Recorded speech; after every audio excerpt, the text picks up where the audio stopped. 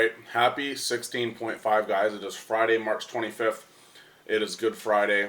We're going to talk about 16.5 and some strategies with which to attack it. In case you haven't seen it, the last workout of this year's CrossFit Open is 21, 18, 15, 12, 9, 6, 3 of thrusters and bar facing burpees. So we're doing bar facing burpees twice this year. I said we've never repeated a workout movement, and that I wouldn't put it past Castro. He might do it, and lo and behold, he did it. So we're just going to talk about this workout. This can be a really challenging workout. If you guys watch the reveal, you see the top time. I think it was like 8 and change or 9 and change, really, really quick. What you're going to really want to focus on is knowing, and right off the bat, accepting that it's very unlikely that your time is going to be in the 8-minute range, especially as RX'd. What you're going to really want to focus on is you're going to want to make sure that you pick a weight that you're comfortable with. You're not going to go 95 pounds RX if you can only do 5 thrusters in a row at that weight.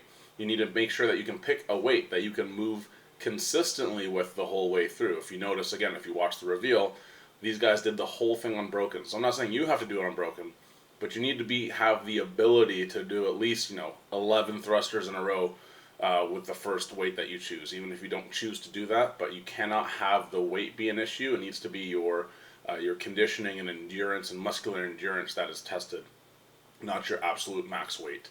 Otherwise, this workout's going to take you 35, 40 minutes, and that's not what it's designed to do. Your work capacity or your output, I guess, at that point is going to be very, very low. So, scaling effectively, number one. Number two, they're both very, very simple movements, but the key is going to be to pace yourself appropriately the whole time. So you don't want to rush out of the gate. You don't want to do 21 thrusters in a row at the beginning if you know that you're going to be doing threes in set number 2 in the round of 18. So make sure that you're breaking stuff up, taking your time, either even numbered sets or descending sets. So 21 can be broken up into 11 and 10.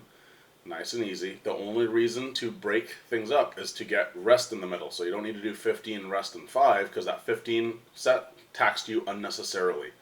So always think about how many times you break it up is how many times you're inserting rest. The more even or slightly descending sets you can do that in, the better. Alright?